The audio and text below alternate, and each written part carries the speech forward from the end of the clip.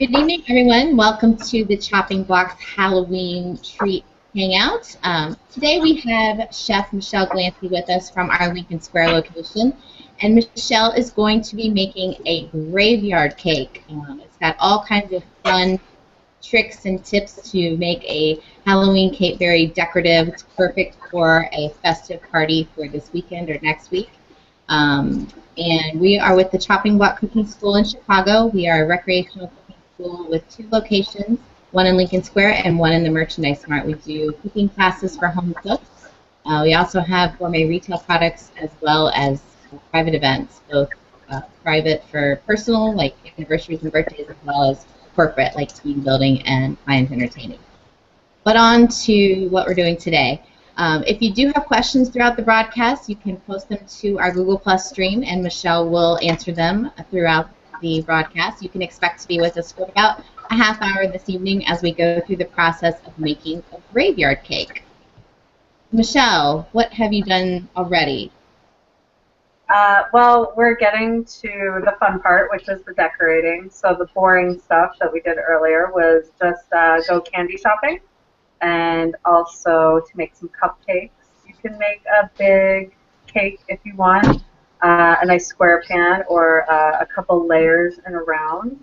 But quite simply, and what's always fun for everyone, especially as a little kid, is just a grab-and-go little cupcake. So what I have here is really the last little bit of the cake that still needs to be iced. You can see the last 4 little cupcakes at the bottom there. And we're going to cover them up with some green frosting, some green goulash frosting. And then after that, we'll start piling on what looks like a candy graveyard. So I have over here a piping bag to finish the rest of the green frosting. I wanted to do a round tip, like quite a large straight tip, so that you guys can build somewhat of a level platform, but it still can kind of be haphazard and fun. Nothing should be perfect about your graveyard cake, so remember that. And this is going to be a lot of fun for the kids because it's not supposed to look perfect. It's supposed to look messy and scary. So just holding safely always the bag at the back, just with no real rhyme or reason or thoughts back and forth and little squiggles will help you fill in the rest of your cake. You try to keep it somewhat level. I mean, it should have some hills and valleys, but we're still going to have to put down some actual freshly dug graves and some other little candies too. So that's why I do like that big round straight tip. It's not going to leave all these little squigglies behind.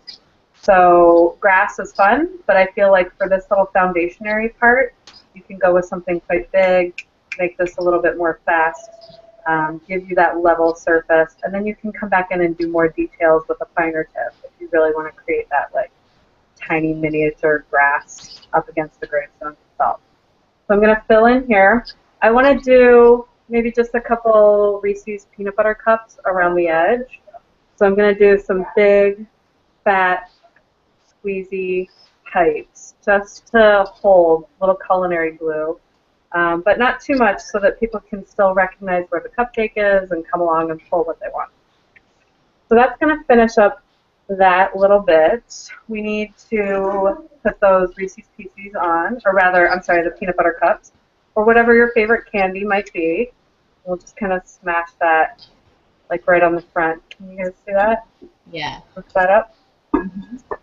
So that'll create just like a finishing touch, you know, something for people to still snack on. It still looks kind of spooky, fun, and crazy, but it'll just kind of smooth the edge out, make it a little more detailed. Again, your favorite candy will work here. And what's fun is there's not as many cupcakes as there were when I originally baked them. 6 of them. I actually unwrapped the Reese's peanut butter cup, and when they were cooling, probably 2 or 3 minutes out of the oven, I put one on top, and like all the chocolate melts, but the peanut butter stays in its little round circle. So you get this like layer of peanut butter with like almost like you glazed it with chocolate. So you guys can do that, and that'll be a fun little treat under the icing. They'll snap into that little peanut butter cup. And now I want to build a bit of a graveyard fence. because any good graveyard should have a fence to keep all the little ghouls inside. So what I did was simply take a Kit Kat, one little Kit Kat, and I cut it just slightly on an angle, so you'll get that kind of rickety-rackety fence post feel to it. And again, this is going to be great for kids of all ages because there's no rhyme or reason to it. It just should look somewhat like a fence. So we can kind of let them crisscross and fall back and forth. Some of them can fall into the icing. Like any spooky graveyard, it's not a perfect fence. Another good way to go about this, not that we're trying to make the graveyard cake healthier, but you can use little pretzels too. So that'll give it just a little bit of added texture as well. Cutting the pretzels didn't work out, so if you want them a little skinnier, make sure that you get that skinny little stick as well when you go shopping for all your graveyard cake needs. And you can see just how easy and simple and quick this will be. All right, so we have a couple more things we're going to do after this. I took little tiramisu ladyfingers, the very dry meringue ones, and I cut them down, so we're going to use those as tombstones.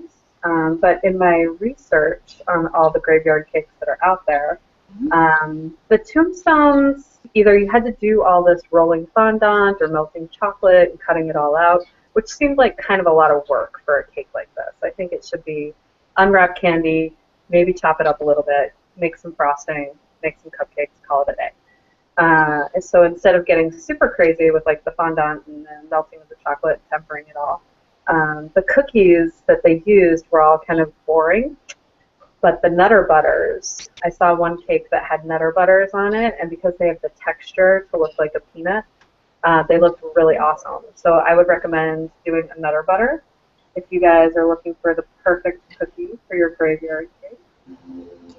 All right, let me finish up this little fence, and we'll put the gravestones in, and we're going to put some fresh dirt down so it looks like they were just dug up. Of course, it's all edible dirt. Everything on the cake is going to be edible. Kind of a rule of thumb you need to stick to, especially if you're not going to stand next to the cake during the party and tell people that there's things they shouldn't eat in it. Because people don't think about that. They just grab it and shove it in their mouth. So you want to think things need to be edible. So we're going to do the little gravestones. We're going to make those little tiramisu cookies, or like the meringue cookies. We're going to turn those into gravestones. But we're also going to make a meringue ourselves, and we're going to put goats in our graveyard too.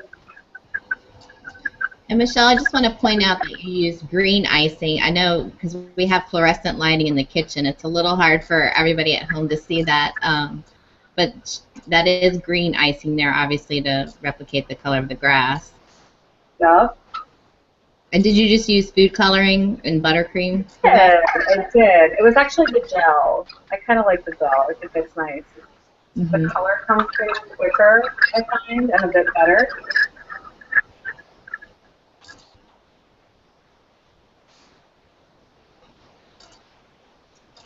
All right.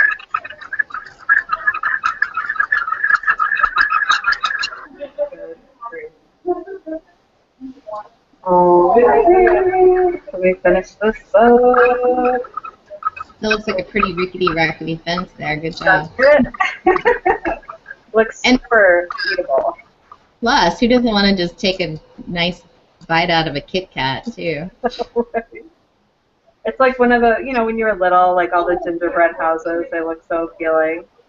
But your parents wouldn't let you eat them because they were, one, either years old or they were like sprayed down with shellac or something like that. But this will be a nice way to take care of that sweet treat. So here we did like a little R.I.P. Oh, cute. Just that little lady finger. I just cut them in half. That's perfect. And I might actually, you know, we usually have like some gravestones that sit up on a hill a little bit more. So you can always take a little extra icing and kind of maybe build, again, just a bit of a haphazard, No real rhyme or reason to it. Just kind of build up on one side. And did you use chocolate to write the RIP on there? I did. I did use chocolate right there. And then I did some like little crosses. Oh, nice. They weren't big enough to write "Here lies so and so," but that would be fun for your guests. Like if you have people coming over, you can write their names on the gravestone, stuff like that. I do a big back here. Stick one more, and let the cookies break. I mean, that's kind of the idea. It's not supposed to be perfect. So when you slice into it and it all kind of crumbles at the edge, perfect. That's the effect that you're looking for. All right, so here we actually have just some crumbed up cookie. I didn't get like we have a darker chocolate cookie here that I thought I could grind up. So this is like a light brown, which will certainly suffice for dirt. But, you know, you really do like that kind of intense dark look. So if you have the time, get some Oreos, or they certainly have like the thin, I forget what they're called. They're like the wafer cookies you see them around the holidays for making cakes and grinding up and putting on top of things.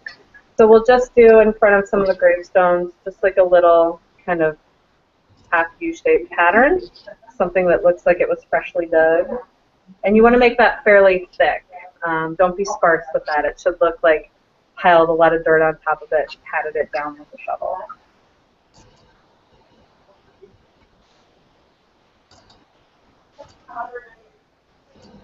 You could get very detailed and do something with a stencil.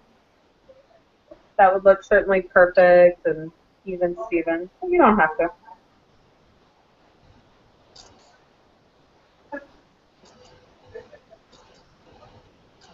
Michelle's teaching a night skills class this evening, so are your students going to get to partake in this graveyard cake? I thought this would be my chef app. Help yourself. Yeah, I did. I actually thought I would leave this for whatever employees don't get to it before class starts. Except for my knife skills class. All right, so I think I'll do just kind of those three. And I'll pick it up and kind of tilt it a little bit more. Oh, yeah, that looks great. Yeah. Does it look okay? Yeah, definitely. All right.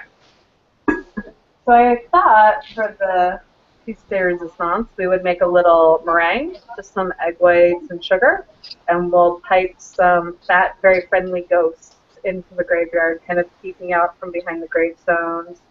I thought about making a tree, but I had never actually done one before, and I didn't want to fail in the middle of our Google Hangout Plus and ruin the graveyard. But things that I thought about for a tree were like a big, thick pretzel rod, and then you take some chocolate icing, and you guys don't even have to make icing. You can buy icing for something like this. And then pipe that up into the stock, and then have maybe those thin licorice whips, if you can find them in black, so they could kind of fall off of it. But another thing I thought would work out really well is a peeler and a stalk of celery. And if you do just little thin, slight trimmings, they'll actually kind of all fall open.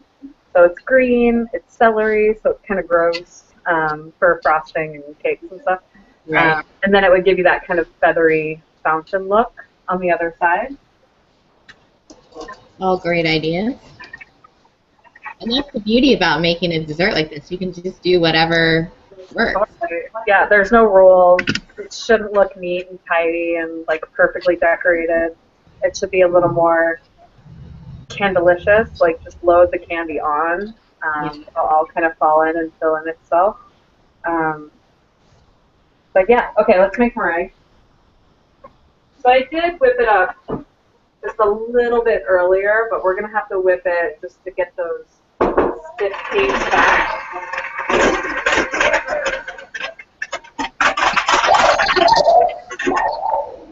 What's that?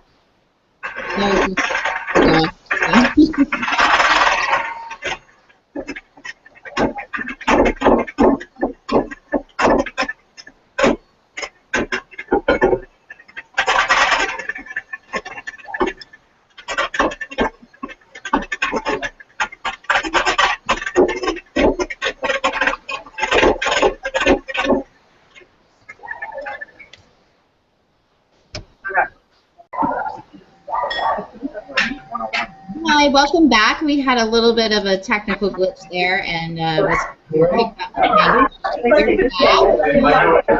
Michelle is in our Lincoln Square location, and she was just finishing whipping up the meringue.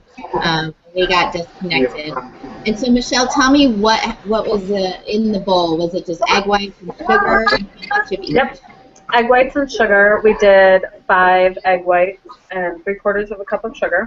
Okay. So you want to make sure that when you separate the eggs that it's just the egg white. Because what inhibits a meringue from really aerating optimally will be fat. So that's a little bit of the yolk breaking, which, you know, some people are like, whatever, it's just a little yolk. But it actually will be a bit detrimental to the height and aeration of your meringue, the stiffness of it, its capability to hold sugar as well. And the bowl could be dirty, or perhaps the whisk that you're using could be, maybe we made salad dressing and didn't clean it properly. A little bit of that oil content can start to deflate your meringue as well. So clean, clean, clean, and make sure that it's just the egg white. You want to get it whipped, start the process, and it'll go from what looks like just solid egg white proteins into something that is a little airy and a little bit white itself. So you do want to give it a minute before you start shaking sugar into it.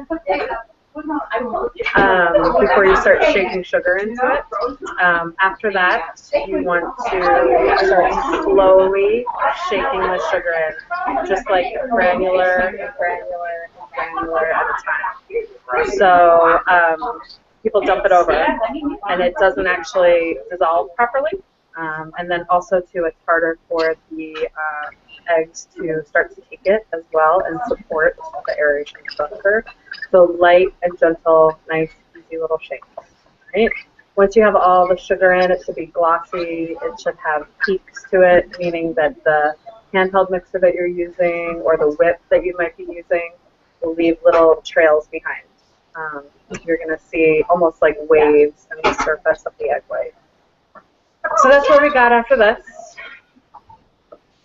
And so I put all of this into my piping bag. When we'll get to loading a piping bag at some other point. Actually, I think we talked about it in the Google Hangout pluses before. I forget what we loaded into a piping bag, but I feel like we did whoopie pies, yeah. It was the whoopie pies. So you guys can check that one out to load a piping bag properly. A nice straight tip again.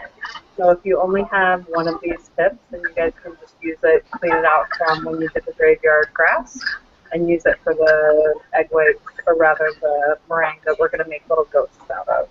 So I did a few before we get started. I'll just get them a little bit closer, but you can kind of see, like around here. Those look great.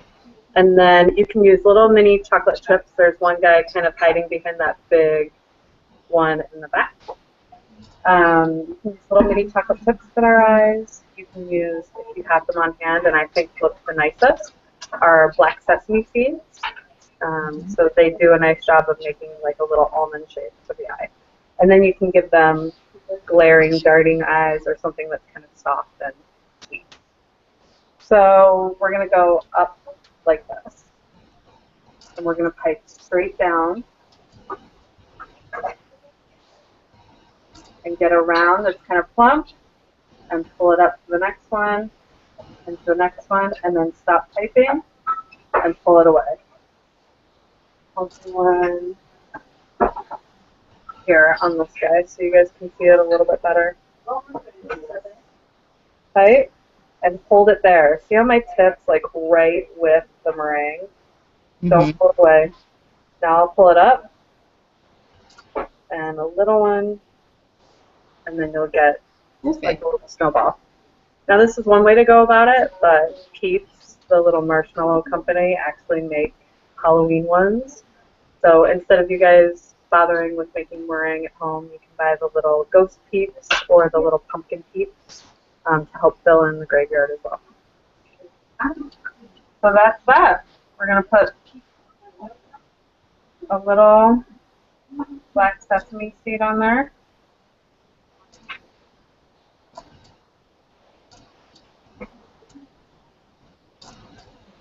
And those will harden up as they dry, right? They will. They will. Can you see his little eyes?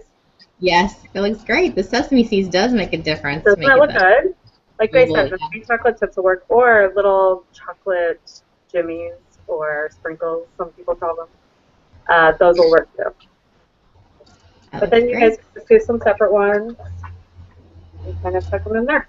So that's it. That's your graveyard. Great.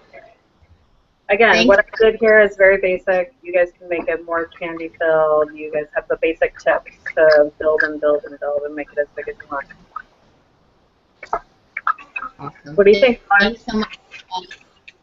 That looks so easy and fun. And like you said before, it's great for kids and interactive activity Totally. for kids This to could do. be So entertainment at the party. Let them all like make a big graveyard cake together. exactly. Well, thank you so much, Michelle. That looks Pleasure. amazing. And Yeah. as usual, I'm jealous of everyone who's going to get to eat that. It's gonna be But have a great night, yeah. and we will see you next time. All right. Thank you, everybody, for joining us today for our Halloween homemade treats hangout, where we learned how to make a graveyard cake with meringue ghost. Again, we're with the Chopping Block. You can reach us at thechoppingblock.net. We are obviously here on Google Plus, as well as Facebook, Twitter, and Pinterest. Next month, we're planning a Thanksgiving themed hangout. So stay tuned for details on that one. And until then, we'll see you next month. Thank you.